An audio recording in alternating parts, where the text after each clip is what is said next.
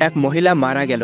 অপর এক মহিলা তাকে গোসল দিতে লাগলো। গোসল দেওয়ার সময় তার হাত যখন মৃত মহিলার উরু থেকে পৌঁছালো, তখন তার আশেপাশে থাকা কয়েকজন মহিলাকে তিনি বললেন, তোমরা কি জানো এই যে মহিলাটি মারা গেছে সে কিন্তু অন্য পুরুষদের সাথে ব্যভিচারে লিপ্ত ছিল। এই কথা বলার সঙ্গে সঙ্গে গোসল করা মহিলার হাত মৃত মহিলার উরুর সাথে অলৌকিকভাবে আটকে গেল। শত চেষ্টার পরেও হাত উরু থেকে আলাদা করা গেল না। এভাবে কেটে গেল 3 রাত 3 দিন। এই মহা সমস্যা দূর করার জন্য ইমাম মালিককে ডেকে নিয়ে আসা হলো। তিনি গোসল প্রদানকারী মহিলাকে জিজ্ঞেস করলেন, তুমি যে মৃত ব্যক্তির নামে মিথ্যা অপবাদ দিয়েছো, এই বিষয়ে কি 4 জন সাক্ষী দেখাতে পারবে? তিনি বললেন, না।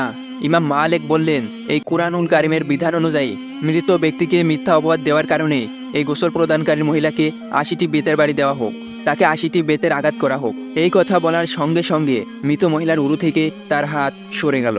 আল্লাহ আমাদের সকলকে এভাবে মানুষের উপরে মিথ্যা অপবাদ দেওয়া থেকে হেফাজত করুক। আমিন।